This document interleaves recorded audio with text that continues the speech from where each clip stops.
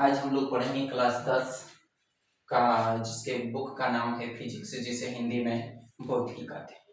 तो आइए हम लोग जानते हैं सबसे पहले फिजिक्स के बारे में कुछ बेसिक डिटेल, और फिर जानेंगे इसके चैप्टर के बारे में, और बारी बारी से इसके चैप्टर के बारे में हम लोग अध्ययन करेंगे। तो जानते हैं ये फिजिक्स, जिसे हिंदी में भौतिकी कहते हैं। अगर इसके उत्पत्ति के बारे में बात किया जाए तो ये फिजिक्स की उत्पत्ति जो है फूसिका नामक वर्ड से लिया गया है। फिजिक्स की उत्पत्ति फूसिका नामक वर्ड से लिया गया है, जो ग्रीक भाषा है। क्या है ये? ग्रीक भाषा है। तो याद रखना है, फिजिक्स की उत्पत्ति ग्रीक भाषा के फूसिका नामक वर्ड से लिया गया है, जिसका अर्थ होता है नेचर। जिसका अर्थ होता है नेचर। नेचर जिससे हम लोग प्रकृति कहते हैं। नेचर को हिंदी में हम लोग क्या बोलते हैं? प्रकृति बोलते हैं। तो याद रखना है, फिजिक्स जिसे भौतिकी कहते हैं। अगर फिजिक्स की उत्पत्ति के बारे में कहा जाए तो ये फिजिक्स की उत्पत्ति फूसिका नामक ग्रीक भाषा से लिया गया है, जिसका अर्थ होता है नेचर, और इसे हिंदी में हम लोग प्रकृति कहते हैं। तो इसका मतलब ये होता है कि इस पूरे फिजिक्स में हमें किसके बारे में जानना है? तो प्रकृति के बारे में जानना है, क्योंकि फिजिक्स का डेफिनेशन निकल कर आया है पूरा प्रकृति।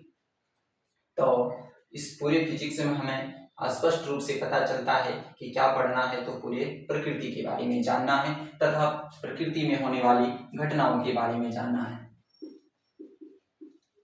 तथा प्रकृति की घटनाओं के बारे में। प्रकृति जिसे नेचर कहते हैं, या प्रकृति में होने वाली घटनाएं जिसे नेचर ऑफ फिनोमिना कहते हैं, जिसे नेचर ऑफ फिनोमिना। तो हमें पूरे फिजिक्स में क्या पढ़ना है? नेचर, और क्या पढ़ेंगे? नेचर ऑफ फिनोमिना, प्रकृति की घटनाएं, यानी प्रकृति तथा प्रकृति में होने वाली घटनाओं के बारे में जानना है। तो विज्ञान का अगर इसके डेफिनेशन के बारे में कहा जाए कि भौतिकी किसे कहते हैं, तो हम लोग लिख सकते हैं कि विज्ञान की वह शाखा। क्यों विज्ञान की शाखा है? क्योंकि इस क्लास 10 में हमें विज्ञान के अंतर्गत कुल मिलाकर 3 बुक पढ़ना है: भौतिकी, रसायन शास्त्र और जीव विज्ञान, फिजिक्स, केमिस्ट्री और बायोलॉजी। तो लिख सकते हैं विज्ञान की वह शाखा, विज्ञान की वह शाखा जिसमें प्रकृति तथा उनसे संबंधित घटनाओं का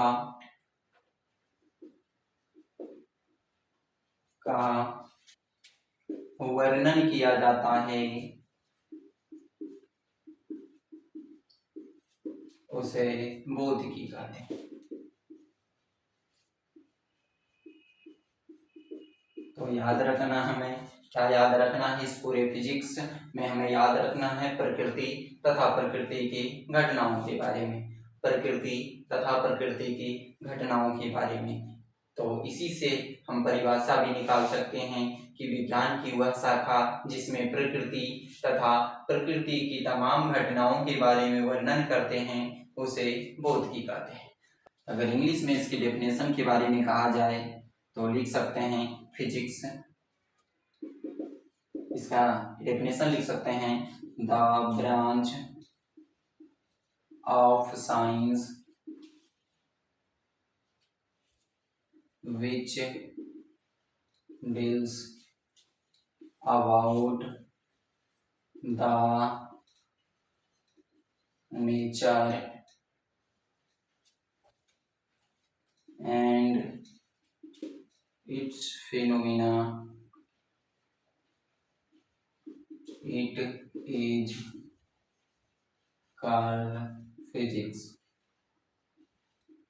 तो याद रखना है, the branch of science which deals about the nature and its phenomena, it is called physics.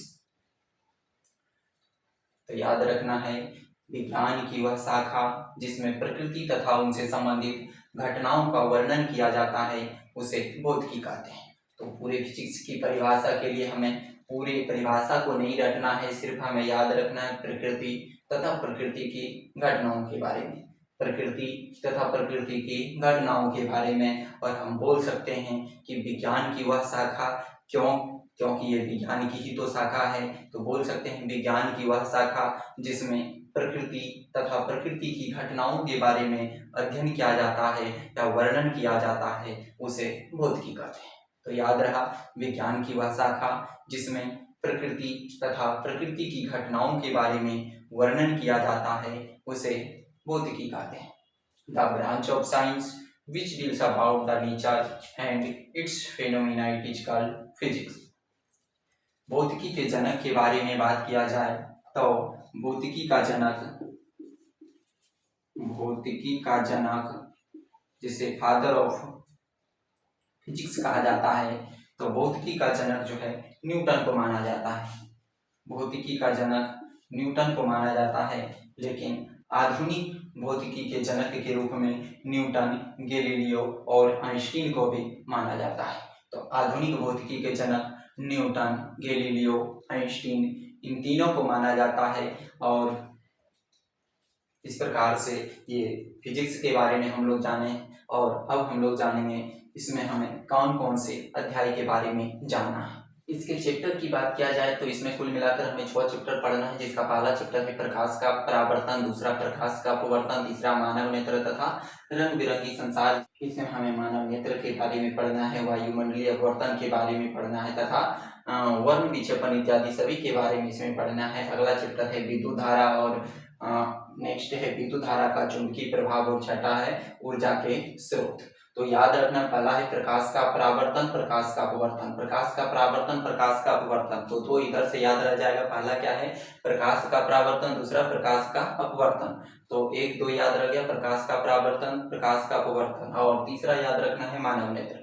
तो इस प्रकार से 3 हुआ, प्रकाश का परावर्तन, प्रकाश का अपवर्तन, मानव नेत्र, प्रकाश का परावर्तन, प्रकाश का अपवर्तन और मानव नेत्र। तो 2 ऊपर याद रखना है और 1 नीचे यानी 3 याद रखना इस तरह से कि प्रकाश का परावर्तन, प्रकाश का अपवर्तन, मानव नेत्र, और 2 नीचे याद रखना विद्युत धारा तथा विद्युत धारा का चुंबकीय प्रभाव। विद्युत धारा का चुंबकीय प्रभाव, विद्युत धारा का चुंबकीय प्रभाव। तो क्या क्या याद रहा, 5 प्रकाश का परावर्तन, प्रकाश का अपवर्तन, मानव नेत्र, विद्युत धारा तथा विद्युत धारा का चुंबकीय प्रभाव, और एक अलग से याद रखना ऊर्जा का स्रोत।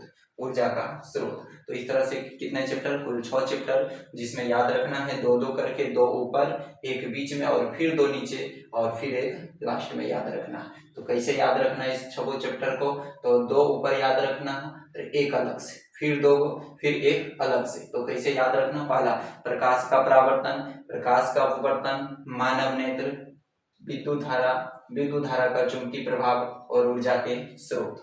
तो पहला चैप्टर जो प्रकाश का परावर्तन है, इसे इंग्लिश में रिफ्लेक्शन ऑफ लाइट कहते हैं, इसे कहते हैं रिफ्लेक्शन ऑफ लाइट,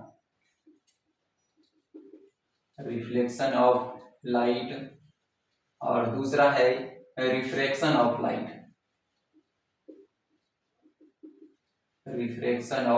लाइट, तो पहला चैप्टर है रिफ्लेक्शन ऑफ लाइट और दूसरा रिफ्रैक्शन ऑफ लाइट। तीसरा है मानव नेत्र तथा रंग बिरंगी संसार। क्या लिखेंगे, ह्यूमन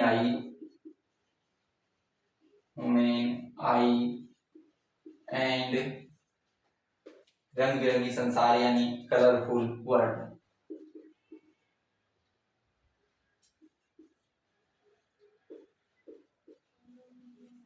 तो इस तरह से याद रखना है, प्रकाश का परावर्तन जिसे रिफ्लेक्शन ऑफ लाइट कहते हैं, प्रकाश का अपवर्तन जिसे रिफ्रैक्शन ऑफ लाइट कहते हैं, मानव नेत्र तथा रंग बिरंगी संसार जिसे human eyes and colourful world कहते हैं। नेक्स्ट है विद्युत धारा जिसे इलेक्ट्रिक करंट कहते हैं,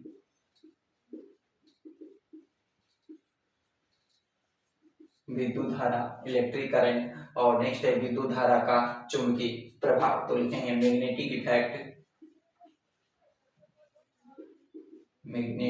इफेक्ट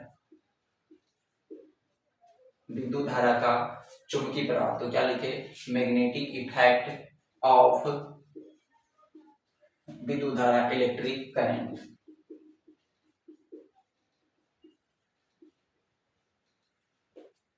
तो magnetic effect of electric current, और लास्ट चैप्टर है ऊर्जा के स्रोत, लिखेंगे source of energy. Source of energy. तो इस प्रकार से इस बुक में हमें कुल मिलाकर 6 चैप्टर पढ़ना है और 7वां चैप्टर है प्रैक्टिकल। तो हमें थ्योरी के रूप में कुल मिलाकर 6 चैप्टर पढ़ना है। जो पहला है प्रकाश का परावर्तन, दूसरा प्रकाश का अपवर्तन, तीसरा मानव नेत्र, चौथा है विद्युत धारा और पांचवा है विद्युत धारा का चुंबकीय प्रभाव और छठा है ऊर्जा के स्रोत। तो याद रखना इसमें हमें कुल मिलाकर कितने 6 चैप्टर पढ़ना है। तो कौन? प्रकाश का परावर्तन, प्रकाश का अपवर्तन, मानव नेत्र, विद्युत धारा का चुंबकीय प्रभाव और ऊर्जा के स्रोत। अब हम लोग इस 6 चैप्टर में बारी बारी से प्रत्येक चैप्टर को पढ़ेंगे, जिसका पहला चैप्टर है प्रकाश का परावर्तन। तो हम लोग पहले जानेंगे प्रकाश का परावर्तन। तो इसके लिए आप लोग भी ध्यान देना है कि प्रत्येक बुक के लिए अपना एक फेयर कॉपी अवश्य बनाएं, क्योंकि फेयर कॉपी अगर नहीं रहेगा तो अपना लक्ष्य को आप पूरा नहीं कर सकते हैं या फिर अच्छे रिजल्ट नहीं ला सकते हैं। तो प्रत्येक बुक में हमारा प्रयास रहेगा कि आप लोग प्रत्येक सब्जेक्ट में 95 से प्लस नंबर लाएं, क्योंकि देखिए प्रत्येक चैप्टर को हम इस प्रकार बारीकी से पढ़ाएंगे कि आपको ऐसा कहीं महसूस नहीं होगा जिसमें लगे कि हमारा इस जगह से एक प्रश्न छूट रहा है। ना तो आपका ऑब्जेक्टिव कहीं से छूटेगा, ना तो आपका सब्जेक्टिव कहीं से छूटेगा। सिर्फ आप जो है फेयर कॉपी को बनाएं और फेयर कॉपी को आप बारीकी से सिर्फ रोज का रोज अध्ययन करने का प्रयास करेंगे। मेरा यहाँ तक प्रयास रहेगा कि मैं पढ़ाने के साथ साथ आपको याद भी कराने का प्रयास करूंगा और जितना हो सके मैं आपको क्लास में ही याद करा दूंगा। सिर्फ आपको रिवाइजिंग करते रहना है। तो आइए जानते हैं इसका पहला चैप्टर है प्रकाश का परावर्तन, जिसे रिफ्लेक्शन ऑफ लाइट कहते हैं। तो क्या है प्रकाश का परावर्तन? किसका परावर्तन है? तो प्रकाश का परावर्तन है। पहले हम लोग प्रकाश के बारे में जानते हैं और फिर आगे जानेंगे इसके परावर्तन के बारे में। तो उठाते हैं सबसे पहला पॉइंट हमारा प्रकाश। प्रकाश जिसे इंग्लिश में लाइट कहते हैं। जानेंगे सबसे पहले प्रकाश के बारे में। प्रकाश क्या है? हम लोग जानते हैं कि हमारे 5 ज्ञान इंद्रियां हैं, जिसमें सबसे महत्वपूर्ण ज्ञान इंद्रियां आंख। वो बता सकते हैं वो 5 ज्ञान इंद्रियां क्या है? हाँ, तो हमारा वो 5 ज्ञान इंद्रियां है आंख, कान, नाक, जीभ और त्वचा। आंख, कान, नाक, जीभ और त्वचा। तो हम बात करते हैं आंख के बारे में। देखिए आंख से ही हम अपने आसपास की वस्तुओं को प्रत्यक्ष रूप से देख सकते हैं। अगर हमारे पास आंख नहीं रहेगा तो हम चीजों को नहीं देख सकते हैं। यानी कहने का मतलब जिसे आंख नहीं है यानी जो अंधा है वह देख नहीं सकता है। परंतु एक अंधेरे जगह की बात किया जाए तो वहां आंख रहते हुए भी वो आदमी उस अंधेरे चीज कोठरी में या अंधेरे जगह में क्या क्या चीजें रखी हुई वो नहीं देख सकता है। इससे साफ स्पष्ट होता है कि सिर्फ आंख रहने से ही वस्तुओं को नहीं देखा जा सकता है। उसी जगह अगर एक टॉर्च, एक बल्ब को जला दिया जाता है तो वहां रखी तमाम वस्तुएं साफ साफ दिखने लगता है। इसका मतलब है, इससे साफ स्पष्ट होता है कि आंख रहते हुए भी हमने उस वस्तु को नहीं देख पाया। और उसी जगह अगर प्रकाश की चीजें यानी उसी जगह अगर प्रकाश मिल गया तो वो तमाम चीजें हमें दिखाई देने शुरू हो जाता है। तो प्रकाश जानेंगे प्रकाश क्या है। तो प्रकाश वह माध्यम है या प्रकाश वह कारक है जिसकी सहायता से हम किसी वस्तुओं को आसानी से देख सकते हैं। तो क्या लिखेंगे? प्रकाश, प्रकाश वह माध्यम है या प्रकाश वह कारक है जिसकी सहायता से हम वस्तुओं को देख सकते हैं। याद रहा प्रकाश से क्या है? प्रकाश वह कारक है जिसकी सहायता से हम वस्तुओं को देख सकते हैं। तो इसका डेफिनेशन लिख सकते हैं कि प्रकाश वह कारक है या प्रकाश वह माध्यम है जिसकी सहायता से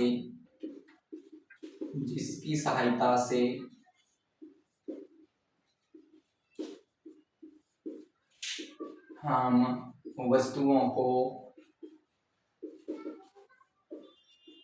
देख सकते हैं। तो प्रकाश वह माध्यम है, प्रकाश वह जरिया है या प्रकाश वह कारक है जिसकी सहायता से हम वस्तुओं को देख सकते हैं। अब कैसे देख सकते हैं वस्तुओं को जानेंगे। मान लिया जाए कि एक प्रदीप्त वस्तुएं हैं जिनसे प्रकाश निकलती है या दीप्तमान वस्तुएं हमने एक सन लिया, मान लिया कि इससे प्रकाश निकल रही है। हम किसी भी चीज़ों को कैसे देखते हैं, आइए इसके बारे में जानते हैं। मान लिया जाए ये सनलाइट है और सनलाइट की किरणें इस वस्तु पर पड़ रही है, ये हमने वस्तु लिया। ये प्रकाश की किरणें जब इस वस्तु पर पड़ती है तो यहाँ से टकरा कर जब हमारे आँख की रेटिना तक आती है तभी हम उस वस्तु को देख सकते हैं। अगर इस तरह से प्रकाश की किरणें अगर हमारी आँख की रेटिना तक नहीं आती है तो हम उस वस्तु को नहीं देख सकते हैं।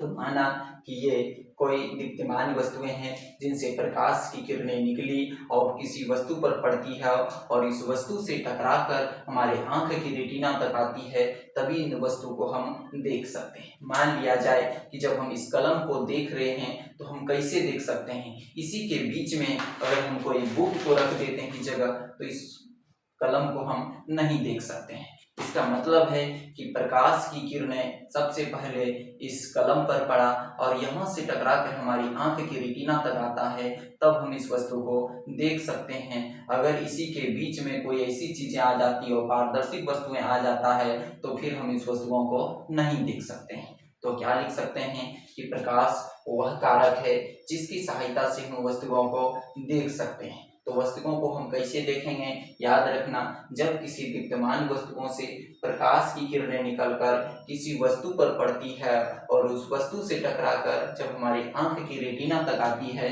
तभी हम उस वस्तु को देख सकते हैं। तो ये रहा प्रकाश। अब अगला पॉइंट है प्रकाश के गुण के बारे में।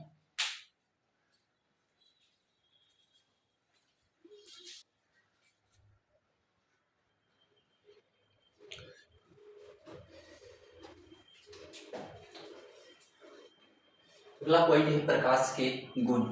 क्या जाना अगला, प्रकाश का गुण। तो याद रखेंगे पहला पॉइंट, प्रकाश एक ऊर्जा का रूप है, यानी प्रकाश क्या है, एक ऊर्जा का रूप। पहला पॉइंट याद रखना, प्रकाश एक प्रकार की ऊर्जा का रूप है। दूसरा, प्रकाश विद्युत चुंबकीय विकिरण है। तो पहला, प्रकाश एक ऊर्जा का रूप है।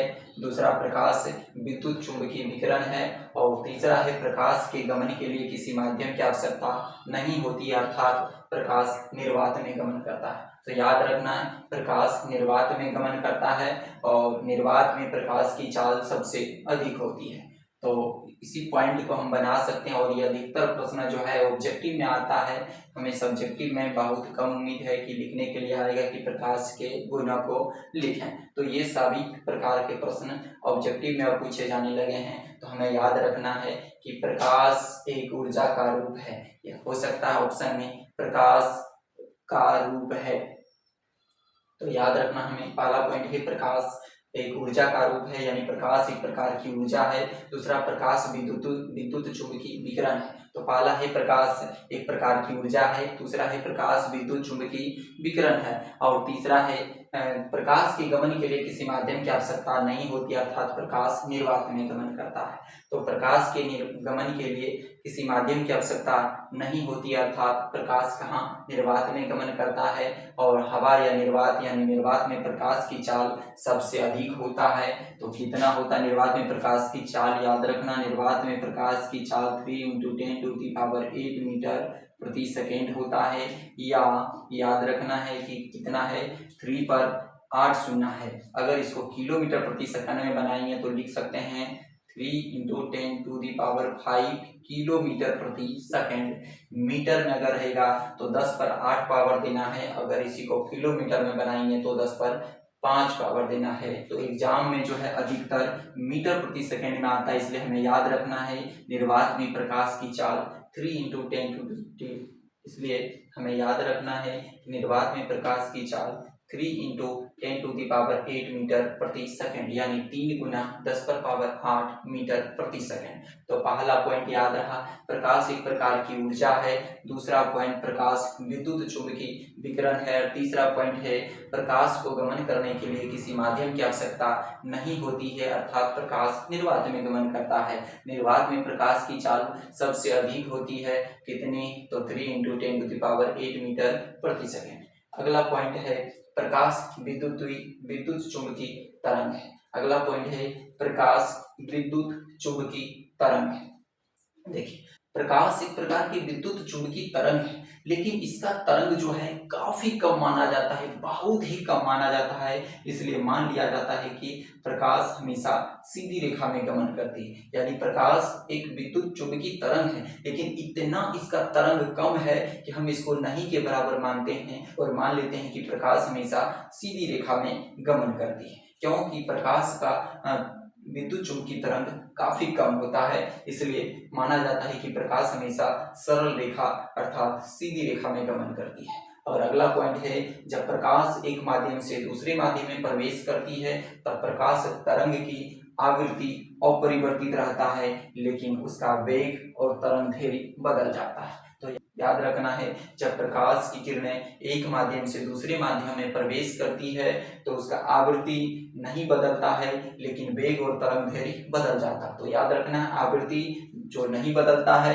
बदलता नहीं है, और वेग और तरंग दैर्घ्य बदल जाता है। जब प्रकाश की किरणें एक माध्यम से दूसरे माध्यम में प्रवेश करती है तब आवृत्ति अपरिवर्तित रहता है अर्थात नहीं बदलता है, लेकिन वेग और तरंग दैर्घ्य उसका बदल जाता है। तो ये था प्रकाश के गुण। रिपीट करेंगे। पहला पॉइंट है प्रकाश के गुण की प्रकाश एक प्रकार की ऊर्जा है, दूसरा प्रकाश विद्युत चुंबकीय विकिरण है, और तीसरा याद रखेंगे कि प्रकाश को गमन करने के लिए किसी माध्यम की आवश्यकता नहीं होती है अर्थात प्रकाश निर्वात में गमन करता है। निर्वात में प्रकाश की चाल सबसे अधिक होती है जो 3 × 10⁸ मीटर प्रति सेकेंड होता है। अगला पॉइंट प्रकाश विद्युत चुंबकीय तरंग है। ये प्रकाश का तरंग काफी कम माना जाता है, इसको लगभग नहीं के बराबर माना जाता है, इसलिए मान लिया जाता है कि प्रकाश हमेशा सीधी रेखा में गमन करती है। अगला है कि जब प्रकाश एक माध्यम से दूसरे माध्यम में प्रवेश करती है तब प्रकाश के तरंग की आवृत्ति अपरिवर्तित रहती यानी बदलता नहीं है, लेकिन उसका वेग और तरंग दैर्घ्य बदल जाता है। तो ये था प्रकाश के गुण। इसे फेयर जरूर करेंगे और फेयर कॉपी को हम लोग रिवाइजिंग करेंगे, तभी हमारा जो है लक्ष्य 95+ आ सकता है। अगर आप एक नए स्टूडेंट हैं तो अपनी इस जिम्मेवारियों को जरूर उठाएंगे, क्योंकि जिम्मेवारियां एक ऐसी चीज है जो कभी दी नहीं जाती, वो हमेशा ली जाती है। अगला पॉइंट हमारा प्रकाश के स्रोत, जिसे सोर्स ऑफ लाइट कहते हैं। तो हमें जानना है प्रकाश के स्रोत। तो ये ध्यान रखना है कि जिन वस्तुओं से प्रकाश निकलता है उसे प्रकाश के स्रोत कहते हैं। तो क्या है प्रकाश के स्रोत? तो जानेंगे, जिन वस्तुओं से प्रकाश निकलता है उसे प्रकाश के स्रोत कहते हैं। जैसे प्रकाश का स्रोत सबसे मुख्य है तो सूर्य, सूर्य से प्रकाश निकलता है तो सूर्य प्रकाश के स्रोत माने जाते हैं। एक जलता हुआ बल्ब अगर उनसे प्रकाश निकलता है तो वो प्रकाश के स्रोत है। ये इनसे प्रकाश नहीं निकल रहा है तो ये प्रकाश के स्रोत नहीं माने जाए, इनसे प्रकाश नहीं निकलता है, इसलिए प्रकाश के स्रोत ये नहीं है। तो साफ रूप से हम लोग जान समझ चुके कि प्रकाश के स्रोत क्या है। तो हम लोग जान सकते हैं, इसे लिख भी सकते हैं कि जिन वस्तुओं से प्रकाश निकलता है, यानी जिन वस्तुओं से प्रकाश निकलता है उसे प्रकाश के स्रोत या प्रकाश स्रोत कहते हैं।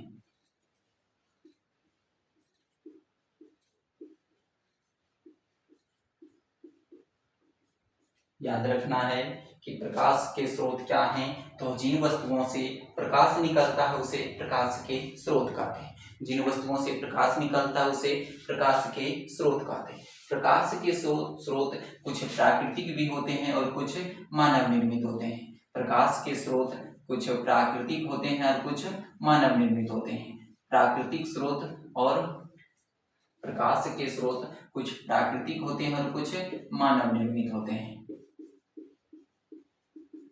तो याद रखना है प्रकाश के स्रोत किसे कहते हैं। तो जिन वस्तुओं से प्रकाश निकलता है उसे प्रकाश के स्रोत कहते हैं। प्रकाश के स्रोत कुछ प्राकृतिक होते हैं और कुछ मानव निर्मित होते हैं। जैसे सूर्य प्राकृतिक स्रोत हैं, सितारे जिसको तारे कहते हैं तो तारे प्राकृतिक स्रोत हैं, जबकि मानव निर्मित स्रोत जैसे जलता हुआ बल्ब, जलती हुई मोमबत्ती, लालटेन, ये सब मानव निर्मित स्रोत है।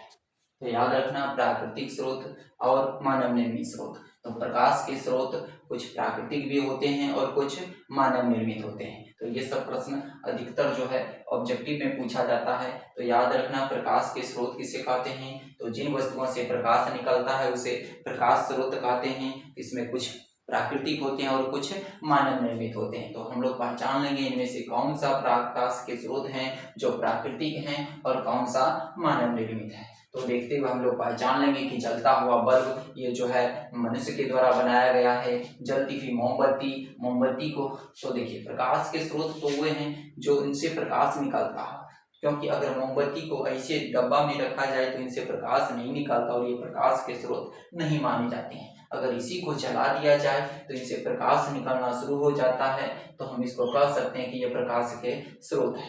अगला पॉइंट हमारा प्रदीप्त और अप्रदीप्त वस्तुएं। तो हम लोग जानेंगे बारी बारी से, पहले प्रदीप्त वस्तुओं के बारे में और फिर अप्रदीप्त वस्तुओं के बारे में। प्रदीप्त वस्तुओं को दीप्तिमान वस्तु भी कहा जाता है, जिसे इंग्लिश में लुमिनियस कहते हैं। तो प्रदीप्त वस्तुएं अभी हमने पीछे पढ़ा कि प्रकाश के स्रोत। तो क्या पढ़े कि जिन वस्तुओं से प्रकाश निकलता है उसे प्रकाश के स्रोत कहते हैं, और वही सारी यानी तमाम चीजें प्रदीप्त वस्तुओं के उदाहरण है। तो याद रखना है कि जिन वस्तुओं से प्रकाश उत्सर्जित होती है उसे दीप्तिमान वस्तु कहते हैं, यानी जिन वस्तुओं से प्रकाश निकलता है उसे प्रदीप्त वस्तु या दीप्तिमान वस्तु कहते हैं। तो इसको लिख सकते हैं कि जिन वस्तुओं से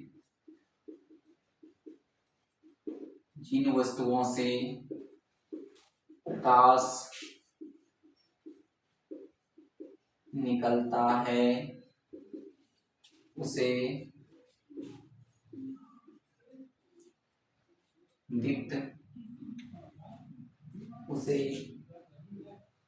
प्रदीप्त या दीप्तिमान वस्तु कहते हैं। तो याद रखना है, जिन वस्तुओं से प्रकाश उत्सर्जित होती है या जिन वस्तुओं से प्रकाश निकलता है उसे प्रदीप्त या दीप्तिमान वस्तु कहते हैं। तो हमें सिर्फ याद रखना है प्रदीप्त या दीप्तिमान। परिभाषा क्या लिख देंगे, अपने से बना सकते हैं कि जिन वस्तुओं से प्रकाश निकलता है या जिन वस्तुओं से प्रकाश उत्सर्जित होता है उसे प्रदीप्त वस्तुएं कहते हैं। तो जानते हैं वो कौन कौन सी वस्तुएं हैं जिनसे प्रकाश निकलता है। तो सबसे बड़े प्रकाश के स्रोत हैं तो वो सूर्य हैं, सूर्य हो गया, सितारे जिसे तारे भी हम लोग कहते हैं, तारे हो गया, जलता हुआ बल्ब हो गया, जलता हुआ बल्ब, मोमबत्ती, जलती हुई मोमबत्ती, तो इत्यादि ये जो है प्रकाश के स्रोत हैं और इन्हीं को हम लोग प्रदीप्त वस्तु या दीप्तिमान वस्तु कहते हैं। तो याद रखना है कि जिन वस्तुओं से प्रकाश उत्सर्जित होती है या जिन वस्तुओं से प्रकाश निकलता है उसे प्रदीप्त वस्तु या दीप्तिमान वस्तु कहते हैं। जैसे सूर्य, तारे, जलता हुआ बल्ब, जलती हुई मोमबत्ती। यानी इतना याद रखना है कि जिन जिन वस्तुओं से हमें प्रकाश मिलता है उसे दीप्तिमान या प्रदीप्त वस्तुएं कहते हैं। तो ये भी जो प्रश्न है वो सब्जेक्टिव में अब नहीं पूछा जाता है, इनसे सिर्फ और सिर्फ ऑब्जेक्टिव रहेगा ऑब्जेक्टिव में कि इनमें से कौन जो है दीप्तिमान वस्तुओं के उदाहरण है। तो हम लोग पहचान लेंगे कि इनमें से दीप्तिमान वस्तुएं कौन है और अदीप्त वस्तुएं कौन है। तो जिन वस्तुओं से प्रकाश निकलता है उसे प्रदीप्त या दीप्तिमान वस्तुएं कहते हैं, और जिन वस्तुओं से प्रकाश नहीं निकलता उसे अप्रदीप्त वस्तुएं कहते हैं। तो अगला पॉइंट है अप्रदीप्त वस्तुएं। अप्रदीप्त वस्तुएं तो हम लोग साफ लिख सकते हैं यही चीज को कि जिन वस्तुओं से प्रकाश नहीं निकलता है उसे अप्रदीप्त वस्तुएं कहते हैं। यहाँ पर हमने क्या लिखा कि जिन वस्तुओं से प्रकाश निकलता है उसे दीप्तिमान या प्रदीप्त वस्तुएं कहते हैं। तो यहाँ लिखेंगे जिन वस्तुओं से प्रकाश नहीं निकलता है या जिन वस्तुओं से प्रकाश उत्सर्जित नहीं होता है उसे अप्रदीप्त वस्तुएं कहते हैं। जैसे टेबल, कुर्सी, कलम, इन सभी वस्तुओं को अगर देखते हैं तो इनसे प्रकाश नहीं निकलता है तो हम लोग इन्हीं वस्तुओं को अप्रदीप्त वस्तुएं कहते हैं। तो इन सब चीजों को आप लोग लिख लेंगे और समझ गए अच्छी तरह से।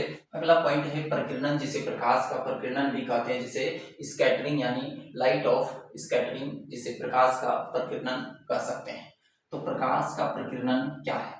देखिए, हम लोग पीछे अभी पढ़े कि प्रकाश की किरणें हमेशा सीधी रेखा में गमन करती है। हमने क्या पढ़ा कि प्रकाश की किरणें हमेशा सीधी रेखा में गमन करती है। तो देखो, ध्यान देना, मान लिया जाए कि एक कमरे को चारों ओर से बंद कर दिया जाए और उसका एक खिड़की सिर्फ खुला रखा जाए, तो इसका मतलब ये होना चाहिए कि खिड़की के सीधा सीधी जब प्रकाश पड़ता है वहीं तक हमें दिखना चाहिए और कमरे के बाकी चीज को हमें नहीं दिखना चाहिए। क्या ऐसा होता है? नहीं होता है। जब हम कमरे की खिड़की को खोलते हैं तो कमरे की तमाम चीजों को दिखना शुरू हो जाता है। ऐसा क्यों हुआ? तो इसी प्रकीर्णन के कारण ऐसा होता है। हम लोग जानते हैं कि प्रकाश की किरणें हमेशा सीधी रेखा में पड़ती है। देखिए, ये प्रकाश की किरणें आई, प्रकाश की किरणें पड़ा किसी वस्तु पर, ये वस्तु पर है और ये वस्तु है जिस पर प्रकाश की किरणें पड़ रही है।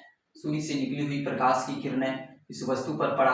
अब तो जैसे ही इस वस्तु पर पड़ता है तो ये वस्तु क्या करते हैं? प्रकाश की कुछ किरणों को अवशोषित कर लेती है और शेष किरणों को चारों ओर विकिरित कर देती है। इसी विकिरित प्रकाश की किरणों के कारण हम लोग तमाम और चीजों को देख सकते हैं जिन पर सूर्य की किरणें सीधी नहीं पड़ती है। तो याद रखना कि हम लोग और तमाम चीजों को कैसे देख सकते हैं जिस पर सूर्य की किरणें सीधी नहीं पड़ती है, क्योंकि प्रकाश की किरणें जब हमेशा सीधी रेखा में गमन करती है तो हमें तो उसी चीज को दिखना चाहिए जिस पर प्रकाश की किरणें एकदम सीधी पड़ती है, लेकिन हम लोग उन चीजों को भी देख लेते हैं जिस पर प्रकाश की किरणें सीधी नहीं पड़ती है। तो क्यों दिख पाते हैं? इसी प्रकीर्णन के कारण हम लोग उन तमाम चीजों को भी देख लेते हैं जिस पर प्रकाश की सीधी किरणें नहीं पड़ पाती। अगर कोई वस्तु इस जगह पर है तो इस वस्तुओं को भी हम लोग देख लेते हैं। कैसे? कि सूर्य से प्रकाश की किरणें निकलकर इस वस्तु पर पड़ा और ये वस्तु क्या करते हैं कि सूर्य की किरणों को कुछ अंश जो है अवशोषित कर लेती हैं और तमाम किरणों को क्या करते हैं, ये चारों ओर विकिरित कर लेते हैं। इसी विकिरित प्रकाश की किरणों के कारण हम उन वस्तुओं को भी देख लेते हैं जिस पर सूर्य की किरणें सीधी नहीं पड़ती है। तो अगर हम परिभाषा की बात करते हैं प्रकाश का प्रकीर्णन, तो लिख सकते हैं जब प्रकाश की किरणें किसी सूक्ष्म कणों पर पड़ती है तो प्रकाश के कुछ अंश को यह अवशोषित कर लेती है और शेष किरणों को चारों ओर विकिरित कर लेती है। इसी विकिरण को प्रकाश का प्रकीर्णन कहा जाता है।